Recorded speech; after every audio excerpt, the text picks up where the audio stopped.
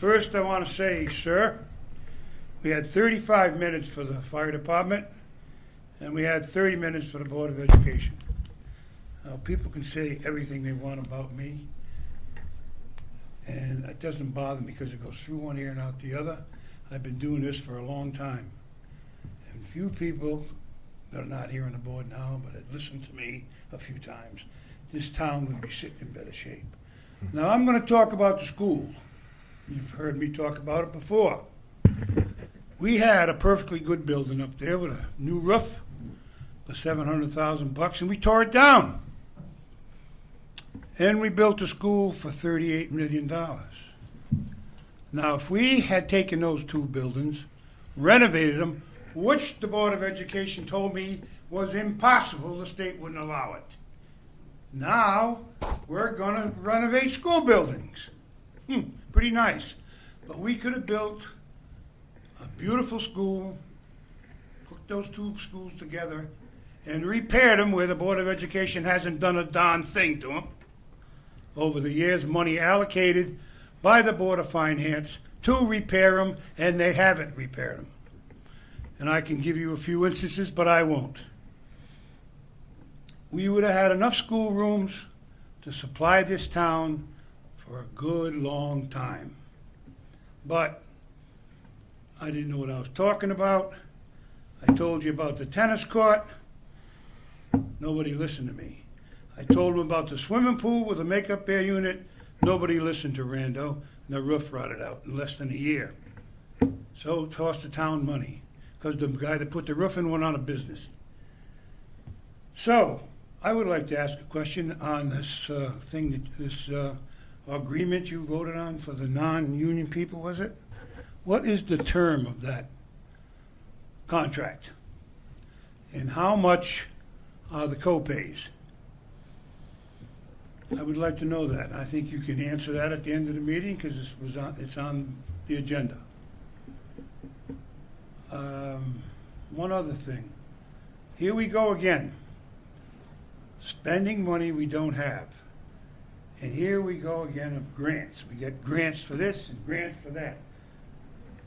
There is nothing free in this country, ladies and gentlemen. Nothing.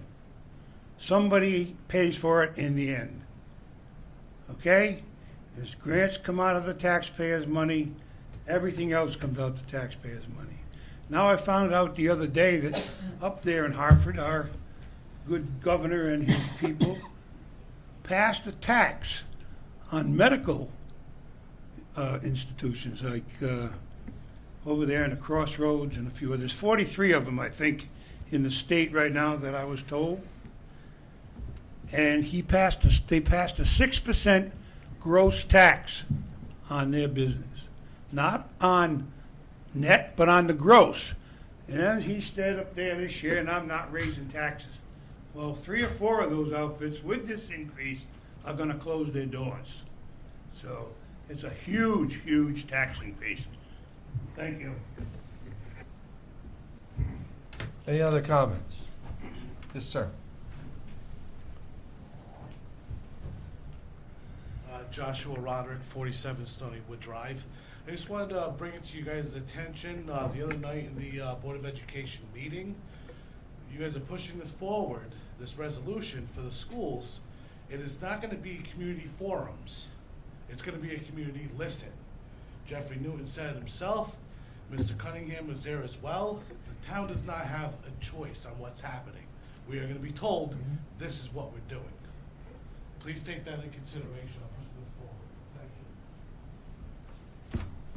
Okay. Want me to take Ron's first, or? No. Because you want to know this. No, not necessarily. Well, maybe you could help me with that. So, okay, so there's a couple After questions the meeting, I'll try to answer here. State statutes overrule our charter. So because it's a presidential election and the state election requirements are 60 days in advance, the ballots have to be finalized. So that's where we can set a referendum date longer than the 2-week period of time because of state statutes. There's a rule in there for that. So that's why that can happen. it would go through Board of Selectmen, Board of Finance, and that all has to be done before September 7th. Oh, and back to Board of Selectmen. So Board of Selectmen, if approved, the Board of Finance, if approved, back to Board of Selectmen to set a referendum date.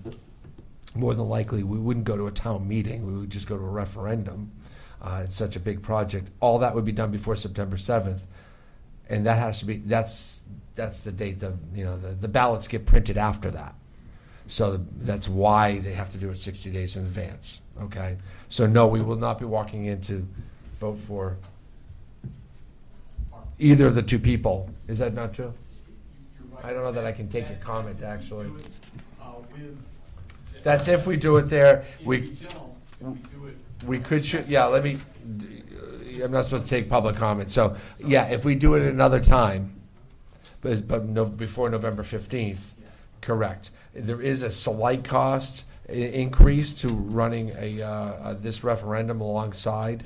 It does not need Board of Finance approval. It's already in our budget. Our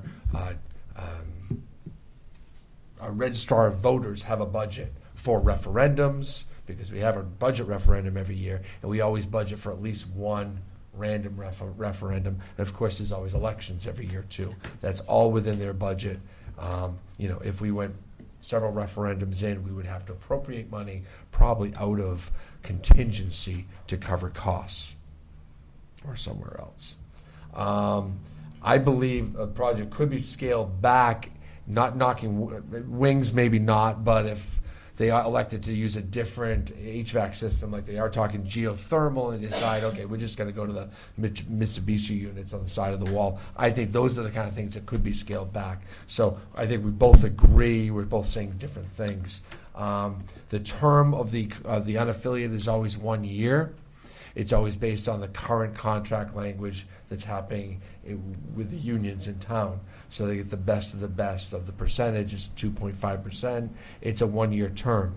As far as health, they're mostly all in an HSA. So deductibles do apply.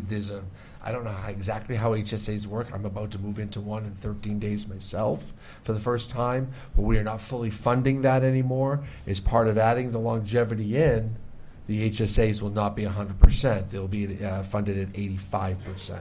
So there's a give back with the unaffiliated group. So that's kind of what we're doing there. And there are deductibles, and there's a list up here, and you can take a look at it from Mr. Siri. The railing PVC pipe it's not PVC pipe that we would get at True Value. It's built specifically, comes out of the factory to be a railing. Does it look like PVC pipe? Yes.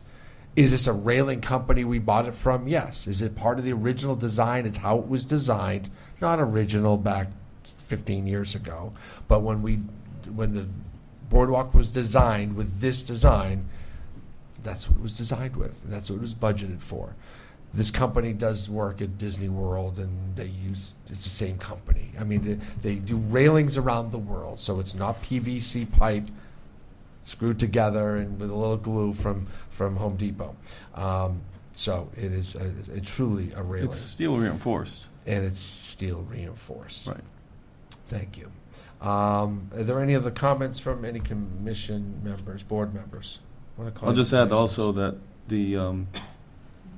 the town wasn't really happy with how the other railing was holding up. If you notice, the paint is chipping off of the railings right now, the aluminum or whatever it is, galvanized. I believe that side of the There boardwalk was cost right. $6 or $7 million. The Amtrak side, ours was $4 and change, and that was the budget we were stuck with as well. So, there was different materials used. And I've got nothing but positive comments from the boardwalk. Any other comments? Victoria Chung, you're unbelievable. Thanks for working the board again tonight. Yeah. Appreciate it. Thank You're on you. summer break and you're still volunteering as a student. I welcome you all summer long. And Sounds if you're good. really good, we'll get you a Dairy Queen. Motion to adjourn. Second. All in favor, say aye. Aye. Aye.